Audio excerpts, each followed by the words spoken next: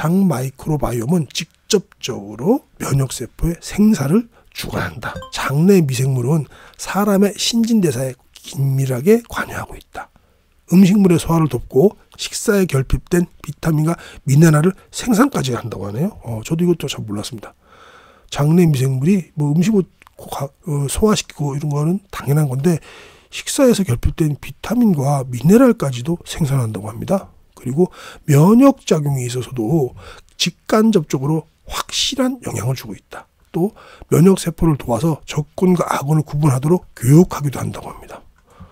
그리고 항균 물질을 직접 뿜어낸다고 합니다. 그래서 위험한 미생물들을 쫓아낸다고 하네요. 장내 환경이 정말 중요하네요.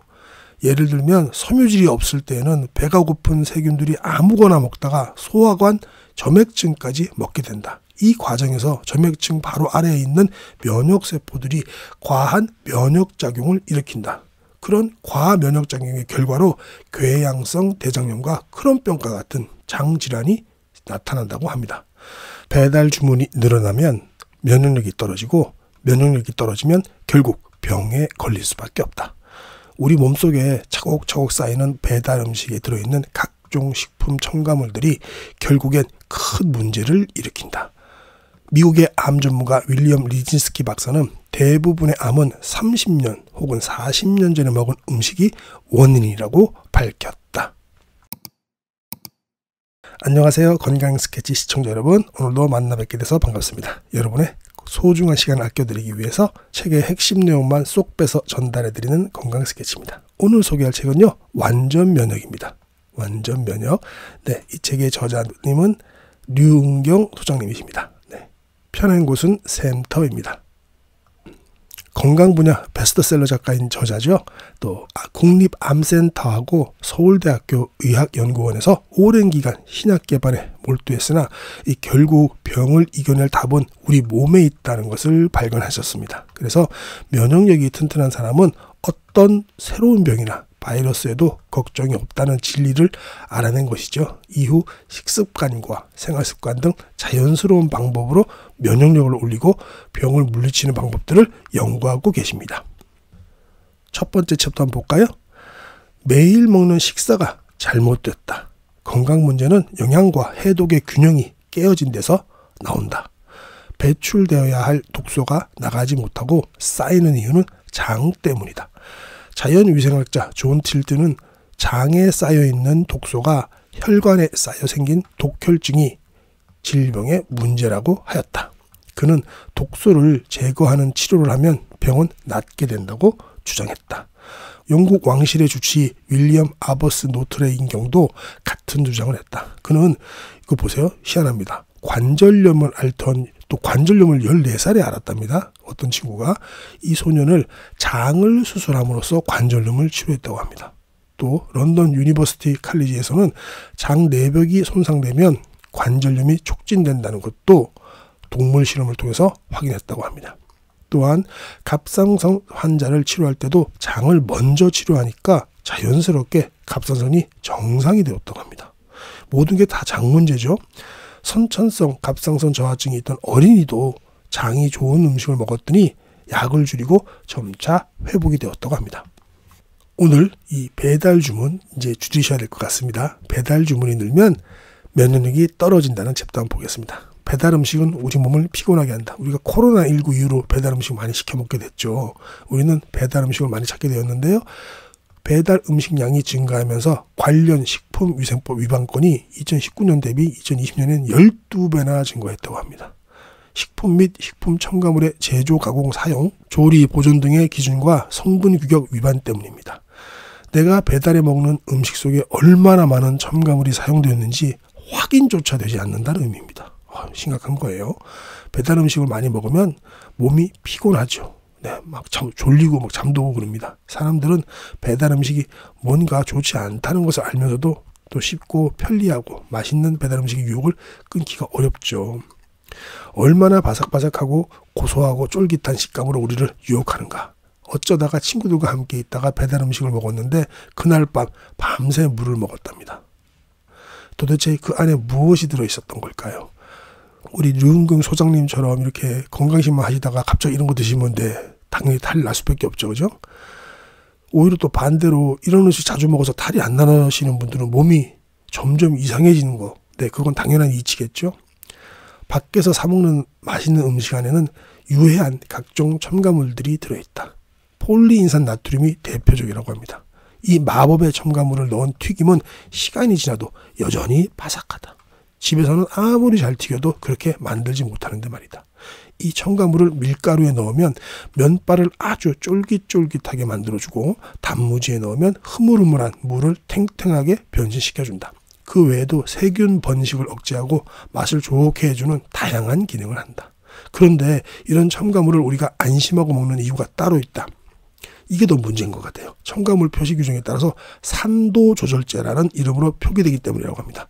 이 산도 조절제 있는 거는 대부분 안 먹어야 되는데 대부분 그럴 거예요 아마. 그죠? 사 먹는 음식, 배달 음식들은 산도 조절제에는 구연산, 사과산, 수산화나트륨, 인산염, 염산, 푸마르산 등 화학물질의 종류가 무려 55가지나 있다고 합니다. 튀긴 음식에만 들어가는 것이 아니고요. 햄이나 소시지, 또 치킨 같은 육가공품, 또 각종 어묵류, 맛살, 음료수, 과자, 유제품, 사탕 등 웬만한 가공식품에 들어가 있는 주인공이다. 요즘 어묵류 좀 추워서 자주 먹었는데 이것도 여기도 들어가나 봅니다. 산도 조절제가 들어간 음식을 계속 먹으면 어떤 일이 일어날까? 이런 첨가물을 계속 먹게 되면 혈액과 유전자까지도 문제가 될 수 있다. 이게 제일 중요한 것 같아요. 나 혼자 먹고 뭐 그럴 수도 있는데 이게 유전자까지 되면 내 후손까지도 문제가 될 거 아닙니까? 이거는 내가 먹은 거니까 내가 감내할 수 있다고 치더라도 유전자까지 변해버리면은 내 후손들도 그렇죠?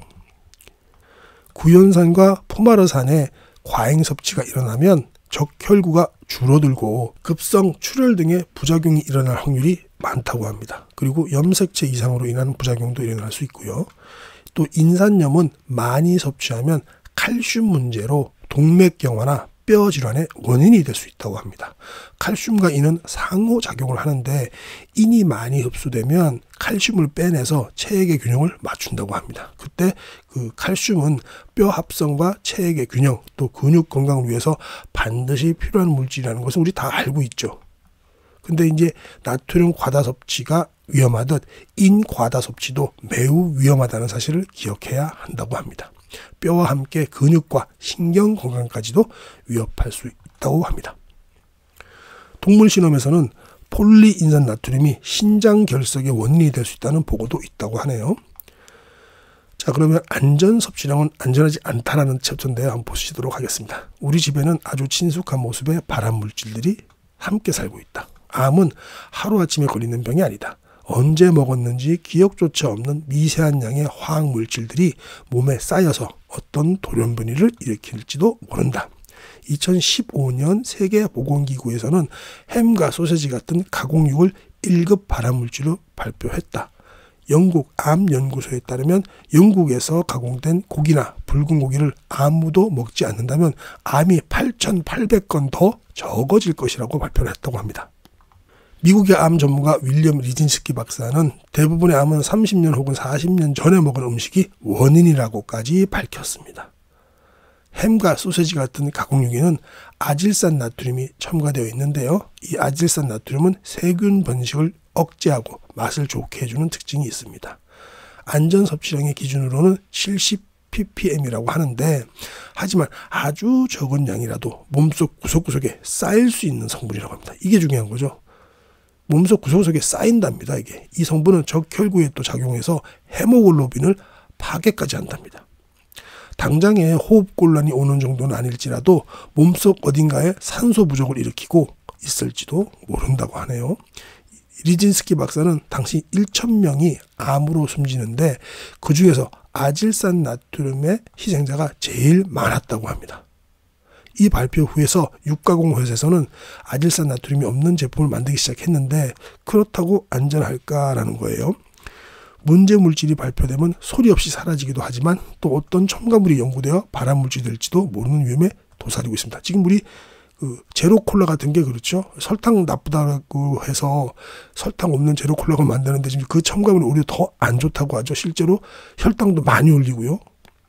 식품 첨가물 속에 섞여 있는 다양한 물질들의 상호작용이 누군가의 몸에서 어떤 작용을 할지는 아무도 모른다. 배달 음식을 자주 먹을수록 알 수 없는 첨가물은 내 몸에 차곡차곡 쌓인다. 안전 섭취량의 기준을 생각하기 이전에 내 몸에 해로운 물질이 쌓여가고 있다는 사실에 주목해야 한다. 이게 자꾸 쌓인다는 거, 이게 가장 중요한 대목 같습니다. 안전하다는 말은 즉각적으로 치명적이지 않다는 말일 뿐 지속적인 축적으로 인한 문제는 그 누구도 책임지지 않는다는 뜻이다. 이게 정말 경종을 울립니다. 여기서 안전하다는 말은 즉각적으로 치명적이지 않다는 말일 뿐이지 지속적인 축적으로 인한 문제는 그 누구도 책임지지 않는다. 그건 누가 책임집니까? 본인이 책임질 수밖에 없죠. 자본주의 사회에서 업계는 이익 추구를 목표로 한다는 것을 잊어서는 안 된다. 상품 뒤에 숨겨진 지식을 찾기 위한 지식은 오로지 소비자의 몫이다. 많은 배달 음식들이 바쁜 현대인들에게 편리함의 모습으로 유혹하지만 편리함이 주는 작은 이익을 얻기 위해 질병이라는 고통과 맞바꿀 수는 없는 노릇이다. 배달 음식뿐만 아니라 밖에서 사 먹는 게 또 대부분 좀 그런 게 있죠. 물론 제 채널도 음식과 관련해서 또 자영업자분들 많으시겠지만 물론 다 양심적으로 하시겠죠. 네. 류은경 작가님께서는 이렇게 책에다가 한 챕터 끝나면 이것만은 꼭 기억하세요라고 하고 이렇게 핵심을 요약해 놓으세요. 이거 볼까요?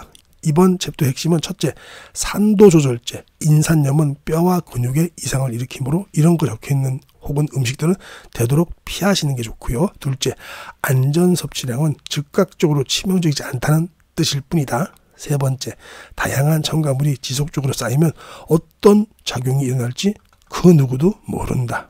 그 피해는 오로지 소비자의 몫이다. 라는 걸 꼭 기억하면 좋겠다고 이렇게 정리해 주셨어요. 다음 챕터 보실까요? 몸에 쌓인 독소가 면역력을 떨어뜨린다. 장에 독소가 쌓이게 되는 요인은 음식 때문이다. 한국인의 식사 패턴을 보면 최종 당화산물 AGE라고 그러죠. 또 정제당이 많이 쌓이는 식사를 한다. 최종 당화산물은 당이 결합된 지방이나 단백질을 말한다. 혈액 속의 당은 단백질과 지질 구조에 잘 달라붙어서 구조를 변성시킨다. 이것이 우리 몸 곳곳에 쌓이면서 노화와 염증을 유발한다. 뭐가요? 최종 당화산물이 그렇다는 겁니다. 그러면 혈관에 단백질이 변성되면 혈관이 딱딱해지고 잘 터지는 동맥경화를 만들고요. 또 뇌세포에 쌓이면 뇌혈관에 문제를 일으켜서 치매와 알츠하이머의 원인이 됩니다. 뭐가요? 최종 당화산물이요. 흔하게 겪는 고혈압, 당뇨병, 동맥경화 같은 만성질환과 비만, 관절염, 백내장, 피부에 기미, 주근깨 등도 최종 당화산물이 원인이 된다. 이것은 왜 생기는 걸까요? 이게 매일 먹는 밥과 빵과 면 위주의 음식이 최종 당화산물을 만든다고 합니다. 그러니까 우리가 흰쌀밥, 주로 흰쌀밥, 흰빵, 이런 거, 흰 밀가루 이런 걸 얘기하시는 겁니다. 정제된 탄수화물 중심의 식사는 입에는 좋지만 몸에는 매우 불편한 것이다. 살아있는 음식에만 얻을 수 있는 비타민과 미네랄 효소와 항산화 영양소, 섬유질 등 중요한 영양소도 결핍되어 있다. 수렵 채집 생활을 하던 사람들과 농경 생활을 하던 사람들의 건강 상태를 비교해 본 결과 수렵 채집 시절의 사람들이 더 건강했다는 보고서가 있다고 합니다. 책 질병의 탄생에 의하면 만성질환과 질병이 일어나기 시작한 때는 농업혁명이 시작된 이후부터라고 하네요. 1만 년 전 농경생활 이전의 사람들은 지금보다 키도 10cm가량 더 컸다고 합니다. 옛날 사람들이. 그것도 신기하더라고요. 이게 농경생활 전에 채집생활을 해서 질병이 잘 생기지 않았다고 합니다. 수렵 채집생활에서는 자연 그대로의 음식을 먹을 기회가 많았기 때문이라고 이렇게 분석을 했다고 하네요. 과일을 따먹고 또 물고기를 잡아 먹으며 탄수화물은 곡식보다는 과일에서 얻었다고 합니다. 자연 그대로의 음식은 몸이 원하는 필수 영양소를 충분하게 채워준다고 하네요. 자, 다음 챕터. 장 마이크로바이옴이 무너지면 면역 스위치가 꺼진다. 마이크로바이옴, 장내 세균 말씀하시는 겁니다. 밥과 빵과 면 종류의 음식에는 매우 중요한 영양소인 섬유질이 결핍되어 있다. 섬유질 부족은 장을 병들게 하는 큰 요인 중에 하나다. 아일랜드의 외과의사 데니스 버킷은 우간다의 시골 사람들이 서구인들보다 당뇨병과 심장병, 결장암 등이 적은 이유를 식이섬유에서 꼽았다. 그들은 서구인들보다 섬유질을 무려 7배 이상 섭취했다고 합니다. 섬유질 부족은 변비를 비롯해서 대장염, 염증성 장질환 등 각종 장질환의 원인이 되고요. 섬유질은 건강한 장내 환경을 만드는 중요한 요소입니다. 섬유질 결핍 시 건강한 장 마이크로바이옴, 즉 장에 사는 세균과 그 생태계를 좋게 만들어주지 못합니다. 장내 미생물들의 개체수도 적고 유전자도 부족하다. 장내 미생물들이 만들어지는 생태계는 또 하나의 우주를 연상케 합니다. 우리 몸의 세포는 약 37조 개이지만 장내 미생물은 100조 개에 달한다고 합니다. 우리 몸의 세포가 또 60조 개라는 주장도 있죠. 우리 몸 세포의 유전자는 약 2만 개지만 몸속 미생물은 500배나 더 많은 유전자를 가지고 있다고 합니다. 와, 대단한 거네요. 그죠? 어찌 보면 사람은 미생물에 의지하며 살아가는 존재처럼 보이기도 한다. 덴마크 코펜하겐 대학교 울루프 페데르센이 이끄는 연구팀은 300명의 소아관에서 채취한 마이크로바이옴을 대상으로 세균들의 유전자 개수를 비교해 본 결과 유전자 개수가 적은 지원자가 유전자 개수가 많은 지원자보다 비만, 염증, 대사 문제가 더 흔하다는 것을 확인했다. 장내 미생물은 사람의 신진대사에 긴밀하게 관여하고 있다. 음식물의 소화를 돕고 식사에 결핍된 비타민과 미네랄을 생산까지 한다고 하네요. 저도 이것도 잘 몰랐습니다. 장내 미생물이 뭐 음식을 소화시키고 이런 거는 당연한 건데 식사에서 결핍된 비타민과 미네랄까지도 생산한다고 합니다. 그리고 면역작용에 있어서도 직간접적으로 확실한 영향을 주고 있다. 또 면역세포를 도와서 적군과 악군을 구분하도록 교육하기도 한다고 합니다. 그리고 항균 물질을 직접 뿜어낸다고 합니다. 그래서 위험한 미생물들을 쫓아낸다고 하네요. 장내 환경이 정말 중요하네요. 예를 들면 섬유질이 없을 때에는 배가 고픈 세균들이 아무거나 먹다가 소화관 점액층까지 먹게 된다. 이 과정에서 점액층 바로 아래에 있는 면역세포들이 과한 면역작용을 일으킨다. 그런 과면역작용의 결과로 궤양성 대장염과 크론병과 같은 장질환이 나타난다고 합니다. 장 마이크로바이옴은 직접적으로 면역세포의 생사를 주관한다. 너무 중요한 얘기네요. 그죠? 장 마이크로바이옴은 직접적으로 면역세포의 생사를 주관한다고 합니다. 우리가 그러니까 먹는 거 좋은 걸 먹고 식이섬유를 풍부하게 드셔야 된다. 식이섬유. 저도 그저 항상 말씀드리지만 저는 그 나우 거 식이섬유 700mg짜리 팩틴까지 든 거 저는 그걸 열심히 먹고 있습니다. 미국 마즈마니안 박사팀은 박테리아에서 면역세포 중 하나인 조절 T세포의 성장에 관여하는 신호가 있다는 것을 발견했다. 생쥐 실험에서도 조절 T세포가 특정 박테리아가 없을 때는 성장하지 않는다는 것도 찾아냈다고 합니다. 생쥐의 마이크로바이옴이 불완전하다면 면역체계도 불완전하다. 또 박테리아에는 장점막 안에 있는 면역세포를 거쳐서 조절 T세포에게도 전쟁 준비를 하라는 신호를 보낸다고 합니다. 대단하네요. 그죠? 박사팀은 DNA 안에 성장세포에 대한 신호가 부족하기 때문에 박테리아의 도움을 받아서 면역세포를 자극하는 것으로 보인다고 했다. 이거 정말 신기한 거네요. 그죠? 이러한 사실을 통해서 사람은 자신의 DNA와 장 마이크로바이옴의 DNA가 함께 어우러진 초유기체임을 알 수 있다. 대단한 겁니다. 그죠? 실은 사람을 이루는 유전자의 양보다 오히려 장 마이크로바이옴의 양이 훨씬 더 많으니 미생물 덕분에 생명을 유지하고 있다고 해도 과언이 아니다. 네, 저도 이제 소장님께서 쓰신 책 보니까 정말 그런 것 같습니다. 미생물 때문에 살아가네요. 그런데 장 마이크로바이옴은 항생제에 의해서 끔찍하게 무너진다. 저도 이 항생제 옛날에 좀 많이 먹었었는데 이거 정말 끔찍한 일이더라고요. 항생제를 먹으면 장 상태가 거의 무균 상태로 초기화되기 때문에 균이 다시 장 안에 가득 채워지기까지 약 90일이 걸린답니다. 석 달이 걸립니다. 석 달. 이거 항생제는 진짜로 되도록이면 먹지 말아야 되겠습니다. 저도 이제 항생제 먹을 때 저 이제 최근은 잘 처방해줘도 안 먹지만은 임플란트 할 때는 어쩔 수 없이 먹었는데요. 석 달 동안이 걸린다고 합니다. 진짜 항생제는 정말 피해야 될 약이네요. 만약 90일 동안 문제가 되는 균이 들어온다면 모든 군인이 외박을 나간 무방비 상태 한국이라고 보면 되겠네요. 또 다른 측면으로는 항생제에 대한 내성이 생기는 강한 세균이 문제가 되죠. 세계보건기구는 2014년 말 한 보고서에서 내성이 생긴 박테리아에 감염되어서 사망하는 사람이 70만 명이라고 보고했다고 합니다. 그리고 2050년까지 항생제 내성이 생긴 박테리아 때문에 매년 1천만 명이 사망. 매년 1천만 명입니다. 1,000명이 아니고 암 사망자 수는 820만 명에 육박할 것이라고 보고하고 있습니다. 다 합치면 거의 2천만 명이 이 항생제 내성이 생긴 박테리아 때문에 사망한다고 하네요. 물론 2050년 예상이긴 하지만요. 어쨌든 항생제 큰 문제입니다. 너무 쉽게 항생제를 선택하는 것은 아닌지 생각해 봐야 한다. 감기만 걸려도 쉽게 항생제를 처방한다. 요즘은 좀 덜하죠. 옛날에는 많이 처방했었습니다. 항생제는 감기 바이러스를 억제하는 것과는 전혀 무관하다. 이거 너무 중요한 내용이니까요. 보시겠습니다. 감기가 걸려도 쉽게 항생제를 처방하는 거 이거 절대 안 된다라는 겁니다. 진짜 전혀 무관하다는 거네요. 2차 감염을 예방하기 위함이지만 파리 한 마리를 잡기 위해서 온 집안에 살충제를 뿌리는 것과 같은 희생을 치른다. 항생제를 쉽게 선택하기보다는 근본적으로 장내 환경을 건강하게 만드는 것이 중요하다.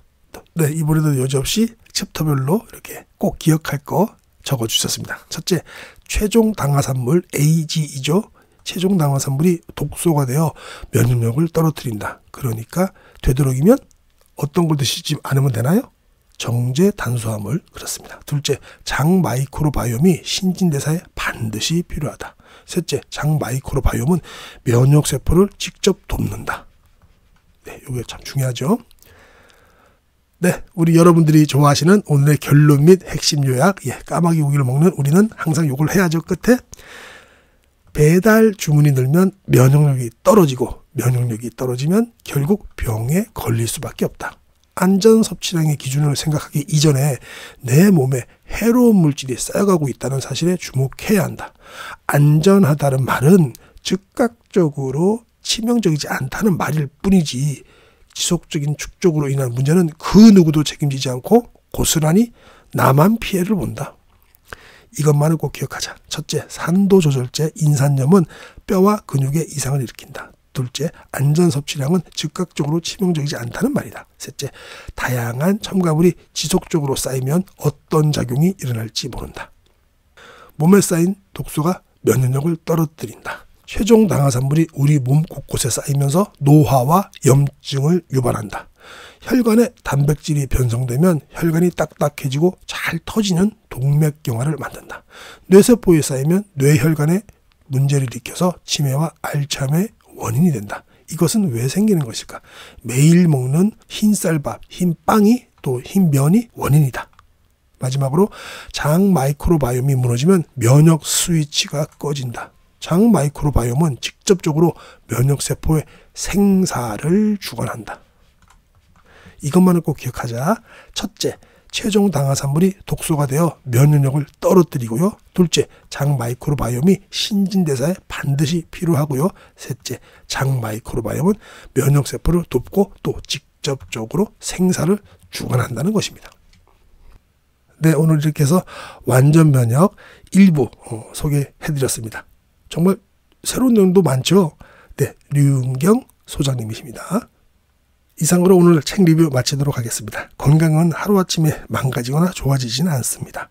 건강 스케치와 함께 좋은 습관을 꾸준히 유지하시면 건강해지시겠죠? 건강은 자연스럽게 따라오실 겁니다. 지금까지 함께 해주셔서 감사합니다. 오직 건강만을 생각하는 건강 스케치였습니다.